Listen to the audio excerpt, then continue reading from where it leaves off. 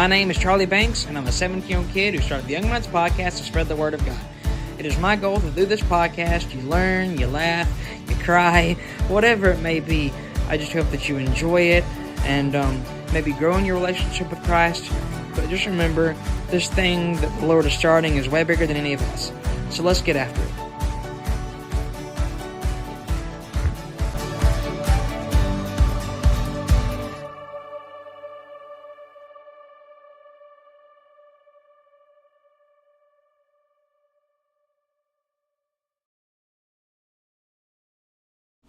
Welcome to the Young Minds Podcast, and today I have a very special guest for you today. If you just introduce yourself, and we'll just keep on going. Hey, my name is Stephanie Peterson. I am a teacher at Westside Elementary, and my son is friends with Charlie. They've been friends for a couple of years now. Yep. And I go to Owsley Baptist Church and play the piano there, and I've kind of been involved with Northside on and off through the years because my kids went there on Wednesday nights. For the WANA program, and then they got older and they went to the youth program, and I was always trying to make sure they were connected with God in every way that we could get, and Northside's always been a strong base. Oh yeah, you know? They definitely, and they still are, and like honestly, probably one of the, I mean, I'm biased of course, but probably from what I've seen, one of the best youth groups around, and I'm so glad that me and Stephen and Baines are a part of it.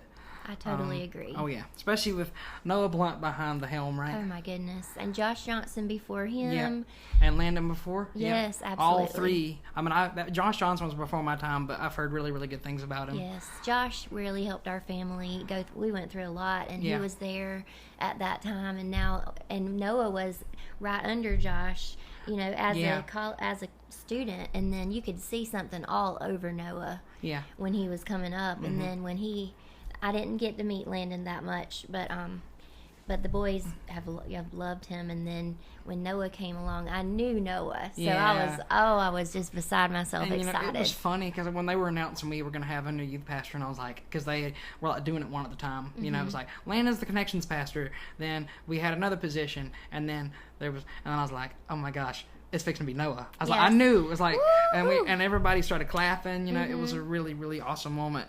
But if you could just tell a little bit about yourself, your testimony, you know, family and work, and we'll just keep on going. Okay. So I'm from Clyateville. So I live out in the middle of nowhere. Yeah. And I grew up at Redland Baptist Church. My parents met there. They used to be in a little Christian band together. My aunt played the piano. My dad plays the bass. My mom plays the piano. She was the assistant pianist, and I just went there my whole life and love it. It's a great church still. My parents still go there. My mom teaches Sunday school. My dad teaches Sunday school. My mom teaches Wednesday night women's Bible study, and they have all their things going on. And like, I have to say that there's so many good churches in our area that you can, like I did with the boys. You know, we went to Redland and we went to Northside. Yeah. And we were faithful to both. And then my parents go to a lot of different churches. We go to Bible college on Tuesday nights. And that's near my area, right? Calvary Baptist. I mean, if you want the Lord, He's around. Yeah. Like that book, the Seeking God, or I can't remember the name of it exactly, but if you are looking for God, you'll find Him. And so we go to Victory sometimes, and I go to Owsley all the time, and then sometimes you might pop in the Northside. Pop in the Northside last Sunday night to see y'all in the choir. And then Calvary's having revival this week, and y'all have revival eventually coming up. Yep. And in March, I believe. Yeah. Yep. So I mean, you don't want to. You have to do everything in moderation, but if you need some fill me up. Yeah, if you need some Jesus, it's around, right? And if you can't physically get there, it's all over the internet. You can live stream it too. Which is so cool. Like I know that's one thing. Of course, people are like, you know, oh yeah, 2020 was terrible. It was one thing that came out of it that was good for churches. You know, they were able to live stream it, and I know there's plenty of people, at least with Northside, is that, you know, they listen to the live streams because I get to see the stats working, you know, at Northside sometimes, and it's awesome what we see, you know, and like the impact that we're having, because I mean, you can see that it's coming from overseas, just like with this podcast, you can see it. And we're getting people that are listening to Pastor Abby, Landon and Noah, all of them overseas, you know, just a small little town, well, not really small, medium-sized town, you know, in Georgia, you know, over here. And that's so cool. Yeah. And I was helping with one of those bee removals from a tree that fell during the hurricane, and these people from Tennessee were down here, and I met one of the men, one of the missionaries, and he was giving everybody one of his devotion books that he had written, and that, you know, that's really inspirational. And then he texted me a link to a sermon that he preached the other day. And so, you know, you can find God all over the place, and it's amazing how many connections, and God puts the right people in your path at the right time, and that's exactly what I've seen in my life. Yeah. And that sometimes I doubt. Yeah. Because I think we all do at some point, yes. you know, sometimes. But yeah, I think, and we go through really different seasons in life, and sometimes everything's great, and then sometimes everything feels like it's falling apart. Yeah. But you can't. I know it's easy to say you can't let your emotions get the best of you, but it's easier said than done. I am the world's worst. Yeah. Because like I come across maybe to some people as very independent and adventurous, but I'm very tender-hearted and sensitive, and you need people. Like, yeah, I need people, and that's a lot of people. Yeah, you know? And I think it's a protective barrier that you kind of put a wall up just because you don't want people to see you be vulnerable. Yeah. And when you've been through a lot of stuff, it makes it that much harder to trust people. So, yeah, 100%. I get that. Yeah. Yeah. I mean, and you know, when it comes to, you know, talking about, like, you know, being with people at different churches, things like that, and who you meet and all that, you know, of course, I have talked about it before on the podcast, but, you know, getting to work with Noah, which we talked about just a few minutes ago, oh my gosh, that was an absolute pleasure. Absolutely. Like, you know, because the way I look at it is, it's like, there's so many, you know, there's, I don't know, maybe on a good night, we have about 50 youth, you know, that are in the, on a school night. And so, out of all the youth, God picked me to work with Noah for the summer. Yeah. And it's like, that was such an honor. And it still is, because I'm helping him some still. Right. But, you know, people don't realize is that there's little things that happens in a church, regardless if it's Northside, Owsley, wherever, that it gets done, but you expect it, but somebody did it. Right. Somebody did that one little task. Right. And we don't maybe not know who it is. And it's so important to value everybody and what they do, because even though you're doing it for the Lord, you are a human being, and you do get discouraged. Yeah. When you're giving it everything, and maybe your talent is to sweep the floor or to push a button here or there. You're not standing on the stage being on whatever or playing the piano, but you're doing something in the background that doesn't get noticed that much. And some people get really discouraged when they don't feel seen. So I encourage everybody to you know, thank people and be grateful for the stuff that happens behind the scenes. 100%. And, like, you know, one thing for sure is, like, of course, my job, you know, kind of is on the background. Like, making graphics and things. Like, we get the information and things like that. But, you know, people didn't know I was working on them. It's like, you know, I was kind of do it just, you know. People didn't know I was doing it. But it really didn't bother me that much because, like, you know, you're seeing it. It's like, I'm in, because one thing that Pastor Jeff, you know, he kind of, when we were working this out, he said, like, you know, just, you know, for your information, like, you're informing 900 people every week about what's going on. Right. And they may not even know it's you. It's like, I didn't mind that. It was like, it was just cool to help. You know, it still is. It's such a huge blessing that one day you'll even see how much bigger it is than you do now. But for you to get that opportunity, because just to be around all those godly men, I mean, bad company corrupts good character. And you were just enveloped in all of those men that, and just having a strong, you know, I'm a single mom, so, you know, I have so much say with my boys, but I'm not a guy. Like, they're going to listen to men sometimes more than their mom, even, you know, and it's really good that you have that male influence, even though you have a dad. Yeah. But so, and that's part of me moving the boys around to different places. Like, if I felt like they were missing on something, then you have to be proactive with your Christian life and look for what's missing and try to figure it out. And I'm not perfect or anything, but that's being a good mom. I know who is a better model than me, and I try to make sure my boys get around them. And like even when Josh Johnson was here, I would privately get with Josh and say, Josh, do you think you could kind of meet with Daniel? Do you need a little buddy? And he got what I was saying, and he took Daniel for a day, and that's awesome. They went to the hospital and visited people, and they went to work out together, and just men. There's a lot of single women, so if there's men and people like you're going to be a grown man pretty soon, Charlie. You can have such an impact on younger boys that have single parents, and they need like a male role model that's godly. You know, because there's plenty of stuff on TV and on the internet. Even though I feel good about which direction my boys are in, I sure do hate to see them sitting there scrolling through that TikTok. Yeah. Like, I'm like, oh my, how many more hours? Are you going to sit there and scroll through it? Like, is that helping you in any way? Yeah. And when I say something, he's like, Mom, I worked all day. I've been at work all day. I've got to have some downtime. And and that is something, like, I think when I was growing up, I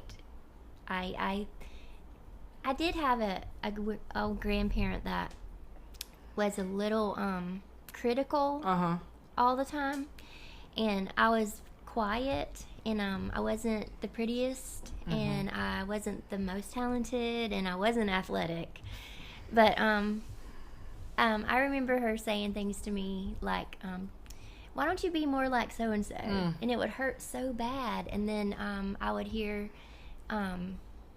like, you need to step out, you need to get out there and do this, and don't be a wallflower. And you know, that's not how you encourage people. No, it's not. And plus you don't know, like, what, you know, like, say for your situation, like what you and God, like what you've talked about, like he might be like building you up to what they're wanting you to be, like. And I mean, let's be honest, you don't want to be what somebody else wants you to be. You want to be what God's made you to be. If we were all the same, it would be a mighty boring world. And I definitely wouldn't want anybody to be exactly like me.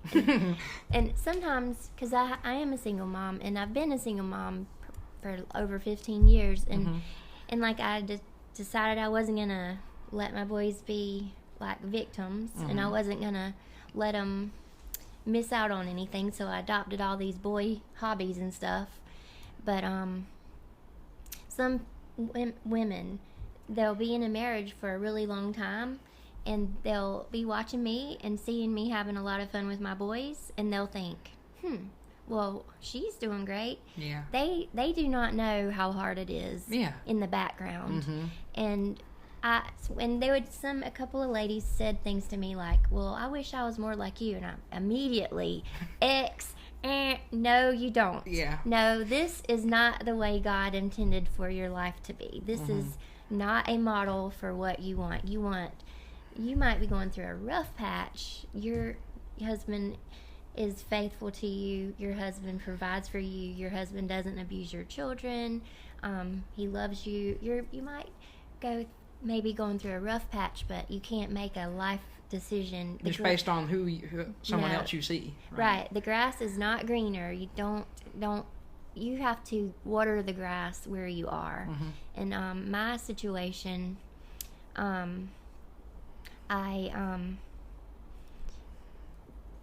was duped a little bit, and I was also very naive. Yeah. And I just got the wrong person. And I actually met my husband playing softball at Northside. Really? Yeah. Wow. So I was on the girls' team. I was the catcher. I didn't even know that Northside had a softball team. Back in the 90s.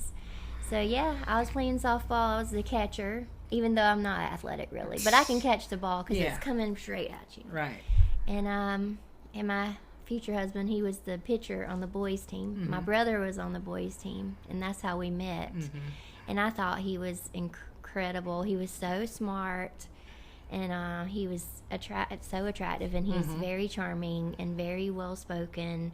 And me being like kind of Like, kind of like, ooh, like... I was, like, a little insecure, and I'm like, I need words of affirmation, and he was a master of words of affirmation, and he swept me off my feet, and, like, that's what you thought.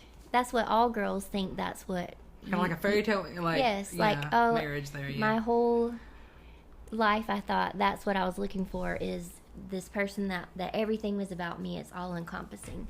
But I wasn't aware that wasn't completely healthy, the things that were happening, and I was getting isolated from everybody else. And then a long story way down the road, I found out what really was happening, and that was after we were already married and had 2 kids. Yeah. But I wouldn't give anything for my kids. Yeah. And even my kids are just a huge blessing.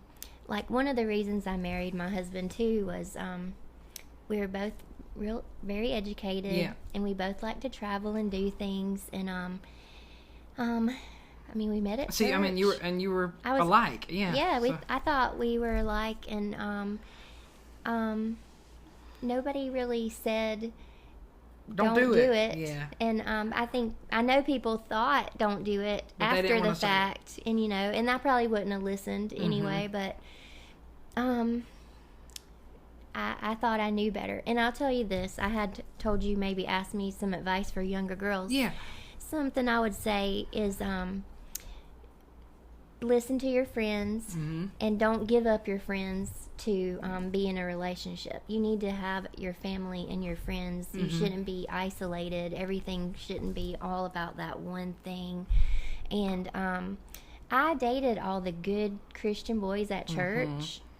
All of them. I mean, not all of them, but I'm just saying, I did everything I was supposed to do the right way. Right. I didn't even drink alcohol until I graduated from college, and that was just a little bit. I went through a little rebellious thing, and I think part of that was because I had done everything the right way, and I was dating Christian guys from church, and they were not acting any different from the worldly guys, and that was very discouraging to me. And so I think I tried to make my own choice and thought I knew better, and this is how it ended up. Yeah. So you can't, you still have to rely on God's truth, even if people, like, even if other people are letting you down, and even if they're godly people that are letting you down, you're not relying on them. That's between them and God. Right. You have to make your decisions based on God's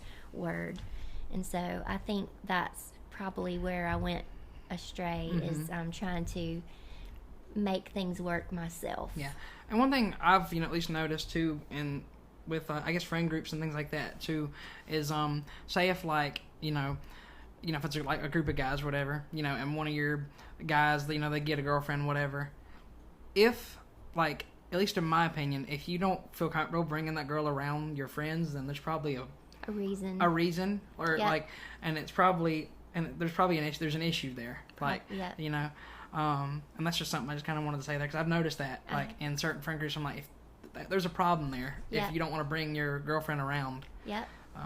I had a huge friend group at Northside until I started dating my ex-husband, and then we were engaged for 2 years. Wow. Which the reason we were engaged for 2 years, I did not know at the time, but there was a whole lie in the background that I knew nothing about, and that's why we weren't going to get married.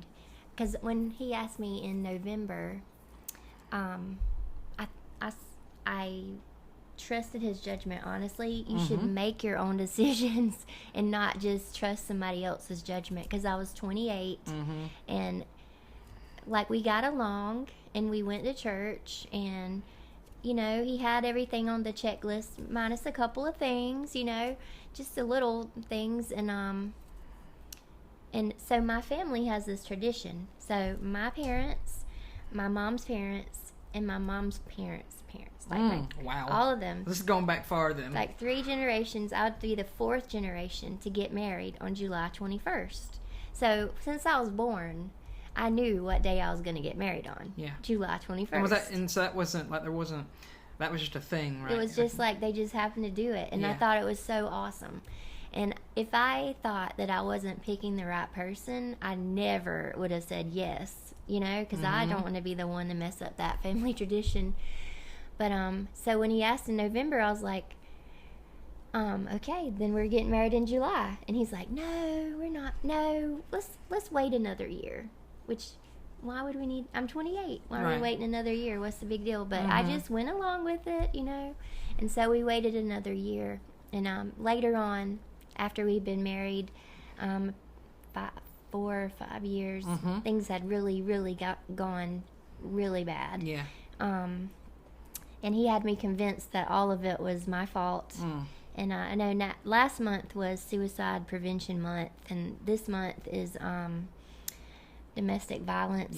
Yep. We were all in the midst of all of that in our household. And I know if I had stayed married to him, I wouldn't be here anymore. Because either he had worn me down so low that I probably would have done something that I shouldn't have done to myself, because I was at the point. He was picking out my clothes.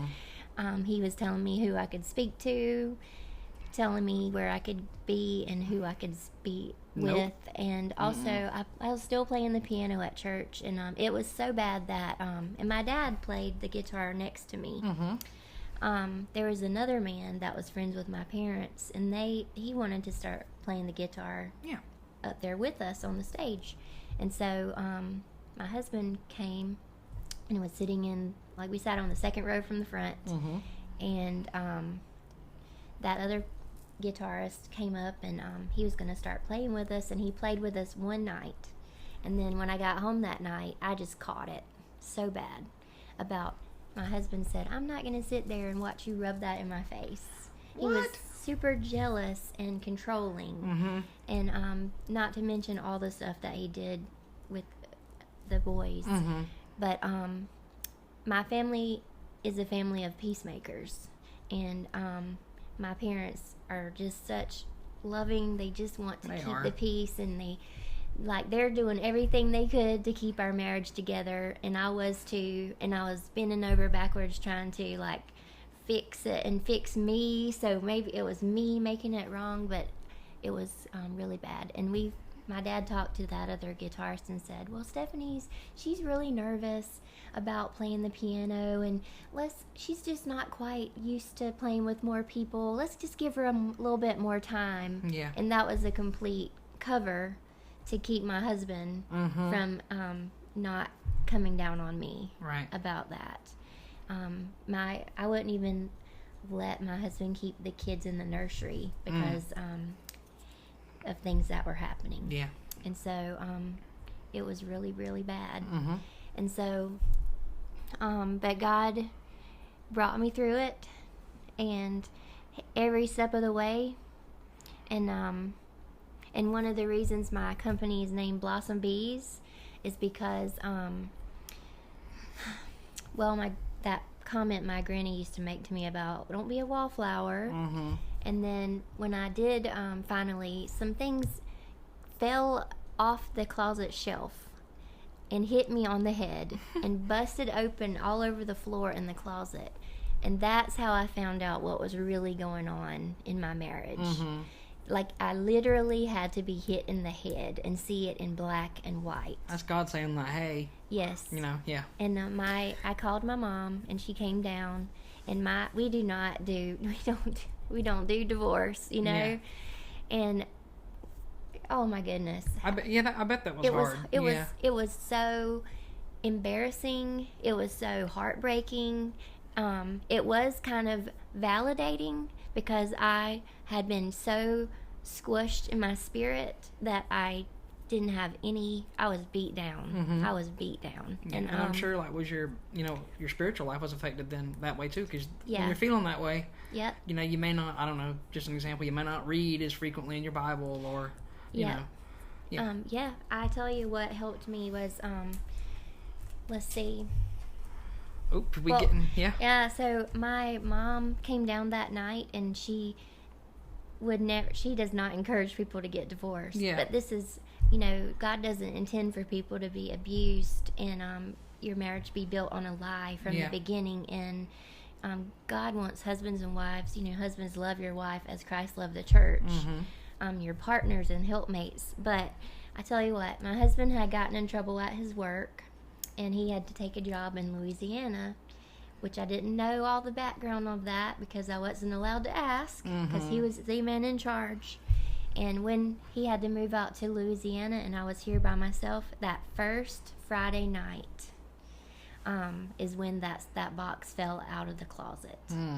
And when I called Mom, she came down and we were looking at it and we were crying, and she said, Stephanie, this is your window. God is giving you a window.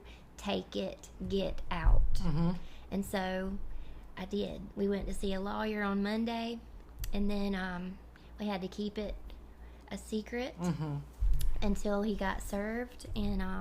And my mom used to be in charge of some ladies' conferences at Redland Baptist, and I think it was either the first conference or the second conference, and one of your ladies from Northside. I actually interviewed her not too long, pretty recently. Yes, Donna Norton. I have her CD in my hand right here. It's called The Invitation, and I guess this would be like 2007.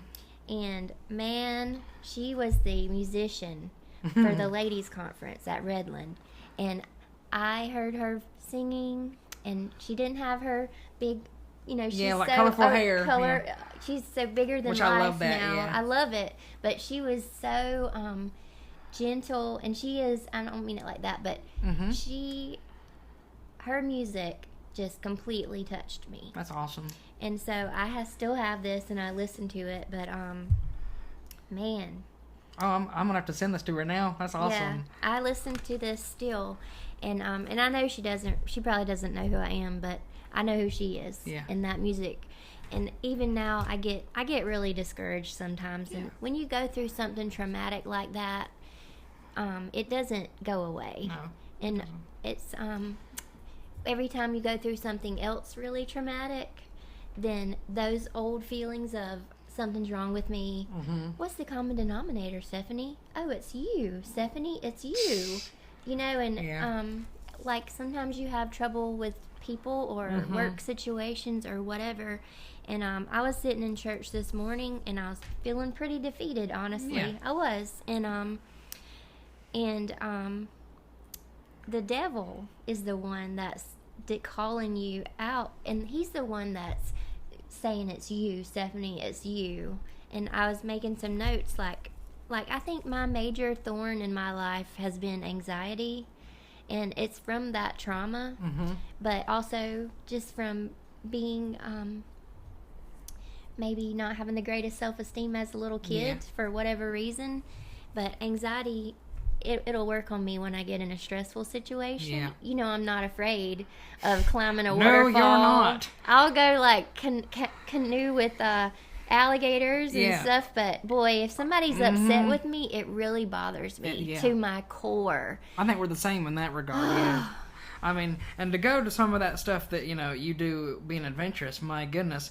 So it was this past spring break. Me and my mom and my friend Matthew, we're all invited with Stephen and Miss Stephanie here to go to Stevens Gap, which is a place like there's a big old giant cave in it. Oh my goodness, it was fun. But let me tell you, I didn't know. I was like, how am I going to get down here? But thankfully, I am so thankful for Stephen, because if he was not there, I'd be still stuck down in that cave somewhere. Yeah, well, you loved it, right? Oh, I did. I loved it. I kept telling you, it's going to be worth it. It's going to be worth it. And it's almost like all this stuff that we go through in life. I mean, I've been really discouraged lately, honestly, and like it's just when you go on vacation, it's a long trip to get there, but when you get there, when it's worth it. It's worth right. it, and one day all this will be worth it, and it'll make sense. Why does this have to happen? Right. And like for me, of course, when we got there, I felt so good because we had accomplished it. It's like when we got there and then we got down, we got back up, and we were good. Yeah. And then also made me thankful for who I knew and who my friends were too. It's so fun. Because I mean, you know, again, if I was with anybody else, you know, they wouldn't have been as, you know, because Stephen and Matthew were great when it came to like making sure I didn't roll down the mountain, and my mom too, you know, and I'm so thankful for that. We laughed a lot. Oh my gosh, we did. Man. Yeah, and my mom's gonna kill me when I say this, but when she fell too, that was kind of funny. It was kind of funny. Yeah, because she, you know, she was trying to help me in context, and she falls in. It was kind of like, I guess it would rain the day before, and it's kind of like a mud hole, and she fell right in it, and I was like, oh. Man. Oh. And then, you know, on the way back, me and Steven bent a walking stick. I still have that walking stick, and it's still in my room, and it's bent. And it was a metal walking stick. And mine and his weight bent the walking stick. And so that's just one of the many things that we've done that has been so fun, and that was hilarious. Yeah. And that was fun. That was really fun, especially City Rock too was really cool. Oh, Rock City. City, yeah. And it was so cold that day. I know. That was weird. So I'm glad we brought our jackets, because it was freezing that day. Man, I wish we'd go back up there right now, because it's been hot lately, but it's starting to cool down a little bit.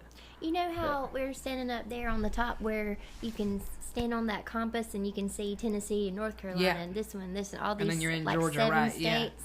And you look down, and we saw like a fire truck going by and a little smoke, and like, boy, I was thinking how, I mean, God is He's so high up, and He's looking down on us like that, and we're in that situation. It looks so big to us, but in the big scheme of stuff, it's not.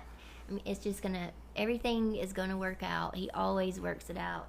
And I brought this in here so I wouldn't forget. But like when I did go through all of my stuff with my ex-husband, just legal stuff is brutal. Oh yeah, and it is. And you're really hoping for a miracle there. Yeah, absolutely. And there, unless you're, it's hard to deal with all of that. And there were situations in court where things could go different ways. And at the beginning of our divorce, he had supervised visitation because of the behavior and stuff. But that doesn't last forever. Yeah. And so over the period of a year, it got a little bit more unsupervised. And so toward when it was getting closer to the end, he did get to spend the night one time, and they came home with marks on them, and they were like 3.5 and 1.5. Yeah. Because Stephen was 6 months old when we separated. Oh my gosh. Yeah. And I know that of course none of that is good at all, but but in my mind, at least they were young enough where they don't remember any of that. Absolutely. Because that's something I'm glad they don't remember that. Me too. And then when after that happened, we had to go back to court some more, and he didn't show up for court. Ooh. And when we just couldn't believe it that he didn't show up, so it went in my favor. And then immediately he contested it and said, I didn't know that there was a court date. What? And anyway, we had to go back, and he had to prove that he didn't know, which he couldn't. And me and Mom had gone to Ross after that day, and I bought this little wooden sign because it just hit me in the face, like slapped me, and it says, expect a miracle. Because God knew that we needed protection, and He knew where the boys needed to be, and like there was no explanation for why he didn't show up for court. And then there are other things like there are times when you get mad with God too, and so God always has a reason in the background, and it's hard to like watch other people's lives, and the Bible says don't be covetous, don't be jealous of others. But that is hard, because you see, you go out in the world and you see these, I don't know, like a happy couple or whatever, and you're like, or like with their kids, and I was like, or you see people that they just look like they just have no troubles at all, right? Or nothing seems to bother them, or whatever. And my ex-husband was still up to his same tactics, and really given us a very hard time for all those years. And I never remarried, but I never understood why.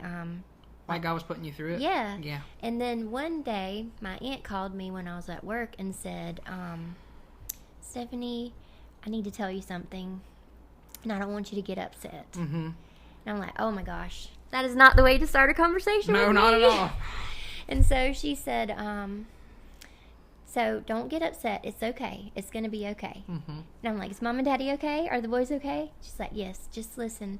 It's okay. It's fine. It's going to be fine. I said, okay, just tell me. And she said, Jim won the lottery. And I'm like, oh boy. Oh no. You know? Uh-huh. And, oh my goodness. And do you, out of curiosity, do you remember what the number was then? He won $250,000. Boy. And he hadn't paid child support. Oh. He had not been paying child support, and he still had supervised visitation. And, you know, he was like $42,000 behind in child support. Mm-hmm. So here I am. And like every time we went to court, I would win, but I'd still have to pay a lawyer. Yeah. So at the end of the day, it was like, you know, I'm still losing money. You know, I would win, but he still wouldn't do the right thing, and I'd still have to pay my lawyer. Mm-hmm. So I just quit taking him to court. I just was like, my family, we didn't talk about this in front of my kids, but we talked about it among ourselves. Yeah. And we finally said, you know, if you go after the money for like lost back child support, he's going to go after more visitation. Mm-hmm. Is it worth it for him to have access to the boys? Because it's like this silent understanding between us that, you know, he wants the money and he knows how important the boys were to me. Mm-hmm. And everything was fine. Don't poke the bear. Right? Like, and so we hoped he would do the right thing, and then, but we said, if he can live with it, we can live without it. God's been providing. And God did. Like, my daycare, I had just gotten national board certification, which was a 10% raise. That's which awesome. Only lasted for 10 years. And took, it actually ended a year early, and that paid for daycare for both boys. It ended like the last year of Stephen's daycare year. So that provided for us. And I had played the piano at church, but they never paid me. And then all of a sudden, when I got divorced, they started giving me like $200 a month. And so, yeah, God that's provides. Groceries. Yep. And I didn't ask for it, you know. And like, when you need that, then that's God helping you. When you don't need that anymore, you quit accepting that, you know. So I don't get paid for that anymore, but I look back and see all of those things, and I do look back at the lottery because I really got mad with God about that. That hurts. Yeah. You're rewarding him, and then I know other women can relate to that kind of stuff, and I think now that that was God's way of protecting me, because He knew that would be the one thing that would keep the boys with me, because He wouldn't want to give that money, you know. Yeah. And so I left it alone, and He never spoke of it, and I never spoke of it, and we just kept things like they were. And even now, Daniel ended up getting scholarships to go to Georgia. He's going, like, he doesn't have a full ride to Georgia, but God provided a little bit from this and a little bit from that. It's like $500 here and $1,000 there and $1,500 there, and that's God just putting little pieces together. Yeah. And I know that we don't talk. I know me and Daniel don't talk as much as I do with Stephen, but I'm so proud of him for that. That's awesome. Thank you. So proud of him for that. And like, you know how God gives you your talents. And I know I'm not a public speaker, but I'm really good at writing, and that God gave me that to help me help the boys. Both, hopefully I can help Stephen too, but I don't know. Yeah. But I mean, you've done, like I said before, you've done a phenomenal job, you know, raising both of them, because I mean, I love them both so much. So, you know, they're awesome. They're amazing kids. They try. And, you know, Facebook is Facebook. Yep. So everything that happens in our lives is not on Facebook. Nope. Only the good stuff is on there. You know, you can't. I've never actually spoken about this publicly, any of what I just told you. Yeah. because it sounds like Jerry Springer, and I didn't even get into the Jerry Springer stuff. But it's just enough to say that God provides. Yeah. And don't take your life into your own hands. Follow God's plan no matter what. And I'm so proud of you for that, because I know it's not easy to talk about what you just did, especially to me. Like, I know it's not easy. If it's your mom sitting right over there in the other room, and we talked about it, and I wanted to talk about this last year, but I just completely chickened out. Yeah. And I also, like, I'm telling you, just having anxiety and just stuff on the inside that people will never see and they'll never understand, but the devil knows it. And, like, he's been around since the beginning of time, and he knows all the schemes. We can't outsmart him. And I have some verses like that I have to focus on, and one of them is God did not give us a spirit of fear, but of power and love and a sound mind. I love that one. And just because it popped in my brain, a friend of mine, Cody Truitt, his podcast is actually called the Of Sound Mind Podcast. Look at there. Just, Yeah. Well, another one is, gosh, my brain, I was talking too fast. It's all good. Take captive your thoughts. Take every thought captive, because when you have anxiety, that's your worst enemy. Yeah. Your thoughts. And you have got to get out of your own head. And the devil knows how to get in your head. And so, like, when I was sitting in church this morning and I was feeling pretty down, I was putting, like, how Paul had that major thorn in his life? And mine, I know it's anxiety. And I put these little notes. It binds you. It, like, holds you tight and, like, doesn't want you to get out there and serve God and do anything good for your family. Like, it doesn't do any good for me to be laying in the bed till 3:00 in the afternoon feeling sorry for myself or beating myself up about something that people make mistakes, and none of us are perfect. And I have another sign in my house that says live by grace, not by perfection.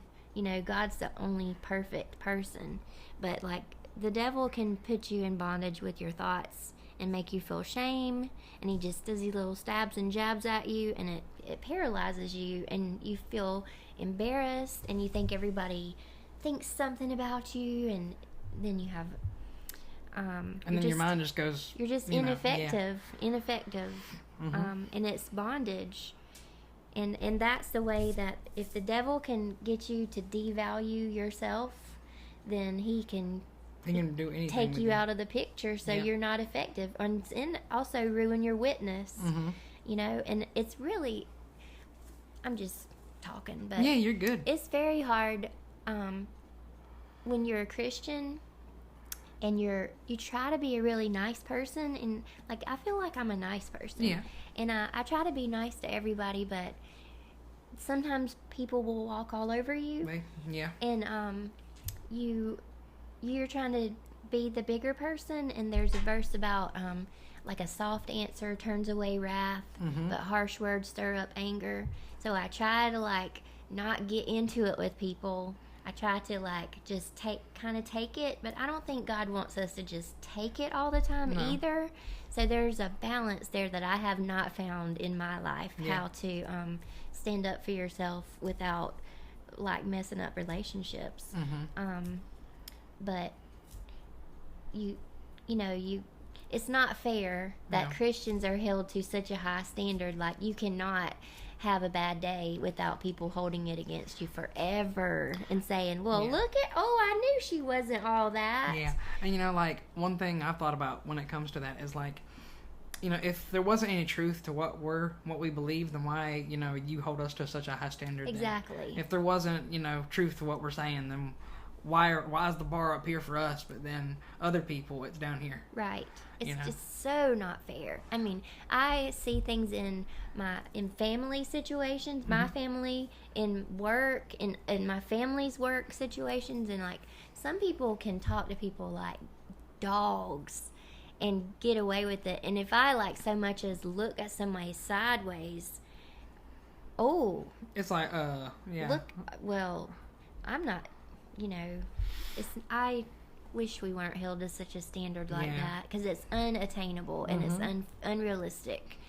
100%, yeah. 100%. It is. But, one question that we kind of talked about, and we've kind of talked about off and on, is why bees? Like, how did you get interested in, doing bee stuff?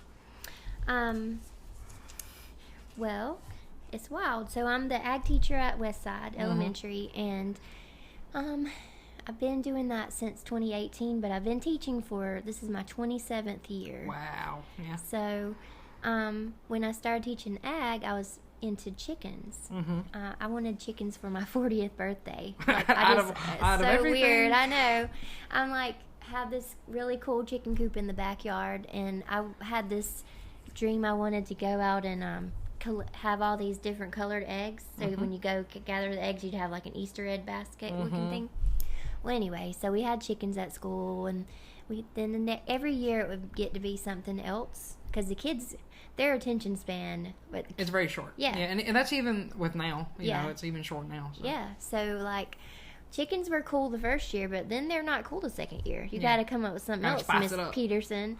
So then we got a turkey, and then we got a peacock sometime. Peacock. Yeah. Then we got some raised gardens. We did butterflies. Then we got a greenhouse, and then my cousin called me one day and said, do you want to take a beginning beekeeping class with me? And I'm like, not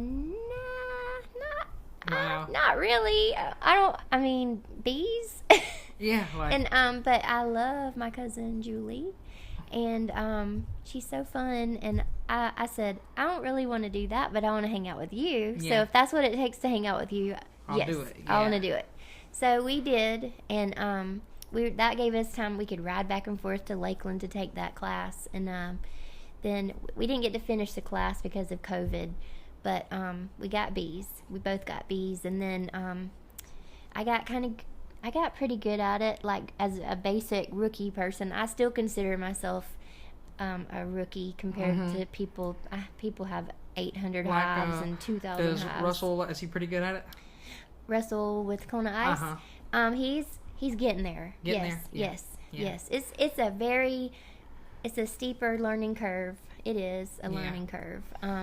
You got to be dedicated to it. It's like with any hobby, it's how much time you put into it is how much you can get out of it. And so we did have a lot of time in 2020. Yeah, of course you did. Yeah. And so we had a lot of technology time and YouTube and books. Which that could be bad or good, depending on the way you look at it. Yes. Yeah. So I learned from watching other stuff. But the way I got into Blossom Bees was I just thought it was going to be a backyard hobby. And I thought my principal said I could take that class and she would pay for it. So great. And then we'd have the bees at school. So that's why I did it. But then I ended up getting bees at home. And after people find out you have bees, then they start calling you when they have bee problems. And so this lady, different people said, oh, can you come over? I've got a swarm in my yard. Or there's bees in my camper. Or there's bees in my shed, or there's bees here and bees there, and it kept getting bigger and bigger.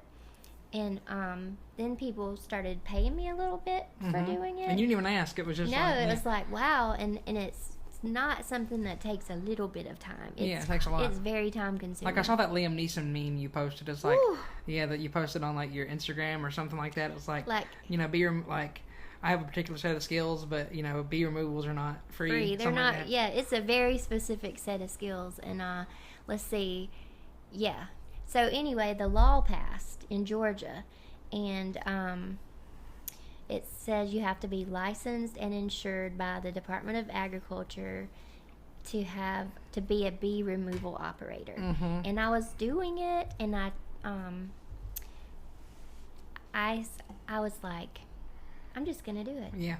And because I was getting really good at it. And if that's what it takes, I'm like I said, I'm adventurous in some ways and not in other ways. Yeah. But it's a sense of accomplishment to me.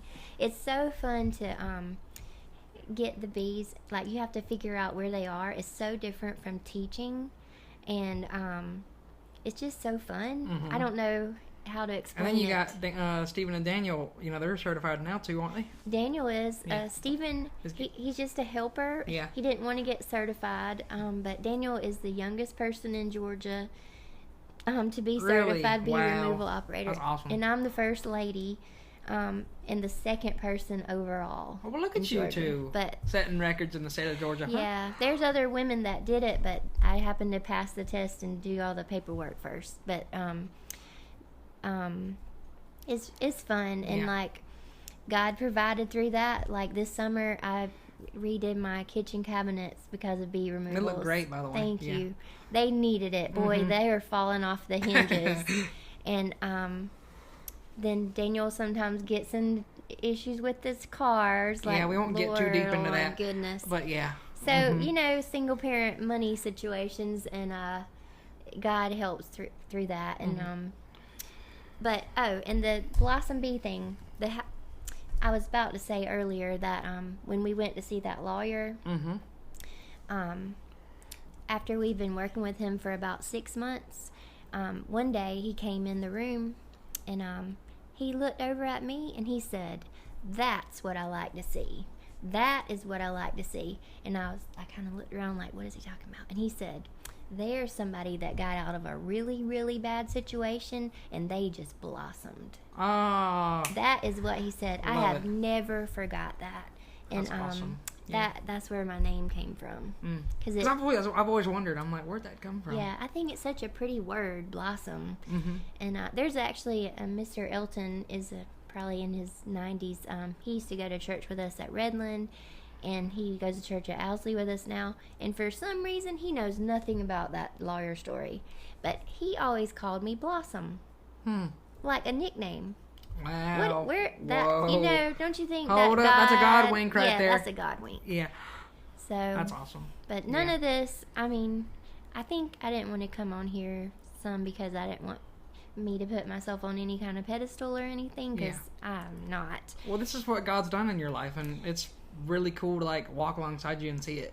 Well, man, Yeah. I wish that we get discouraged, and when you get discouraged, you have to look back at that time when God did that, and look back at that time, and you have to go back to history. You have to reflect. Yeah. You've survived much stronger than this. God always helped. So come on, Stephanie, you can do this. Yeah. God's got you. Like, God, Stephanie, are you And hey, God's going to guide me to do the right thing. right? And it's also like, check yourself, Stephanie. Is any part of this your fault? Do you need to change something? Nope. You know what I mean? But I might. Maybe I do. Maybe. And but so you have to evaluate all the time. And but yeah, there's different seasons, and there's that saying that says you're either in a storm, coming out of a storm, Or you're just going into or one. going into one. Because you think, boy, I got out of that. Now it's going to be smooth sailing. Nope, No, there's another one. No, something else is going to come along. Yeah. And But for my final question, though, why do you sometimes on like your posts and things like that use the hashtag sunny disposition? Yeah. Yeah. well, oh goodness. So when I was thinking about going into the bee removal business, I had tried to work with a couple of other people, because I'm a girl. I mean, Yeah. but you can't discount yourself. Nope. Like, I'm not a feminist whatsoever, but I believe that you can, if you have a gift and you know how to do something, do it. If that's God showed me how to do this, I can figure it out. And I tried to work with a person, and it was a man, and I thought we were friends and stuff, like his family and I. And so I said, why don't we go in together? And because I'm really good at advertising, and we could I can't do everything because I'm a full-time teacher, Right. and I also know my limits. I felt like I knew my limits, but you know what? You don't have any limits, really. God will tell you what your limits are. Yep. And so I was afraid. I don't know if I'm going to know how to do a 2-story something, or a 3-story, or a column, or a whatever. I know, it's funny. You've pretty much done all that right now. Absolutely. Like, all of it. And so anyway, I said, well, we could do that, and like I could get us jobs, and if I can't do it, then I'll pass it to you, and we could do a finder's fee, or we could split it, or blah blah blah. Because I'm connected in different. I can do that. Mm-hmm. And so he's like, why wouldn't you do it yourself? And I'm like, because I only have so much time, and I really feel like I know my limits. I don't want to get hurt. Yeah. You know. And so he's like, well, you have to have more to offer than just a sunny disposition. And he didn't mean it in a like a negative connotation kind of way. He didn't mean it like some swapping favors kind of way. He meant it like, well, you have to be something more than just a sweet person for me to want to work with you. And I thought, okay then, I'll just do it by myself. And then me and the boys started doing it, and I have made friends with other people that are on the up and up, and like God put the right people, some Christian beekeepers in my life. That's awesome. And like Russell from Kona Ice. Yep. We go to Bible college together. I called him Saturday. I was like, Daniel can't be. It's his birthday.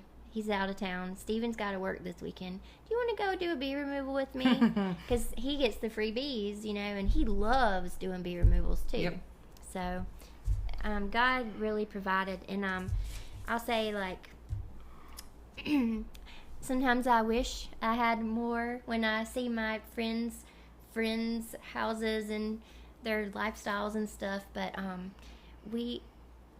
there's a verse that says that godliness with contentment is great gain in 1 Timothy 6:6-7, and be content in all circumstances. And like, that's something that we all have to work on, and like, you have to appreciate the blessings that you have, because God puts you where you are for a reason. And God really has helped and brought us through a lot, and brought the right people in our lives at the right time. And I think we've been in people's lives at the right time too, and I'm grateful.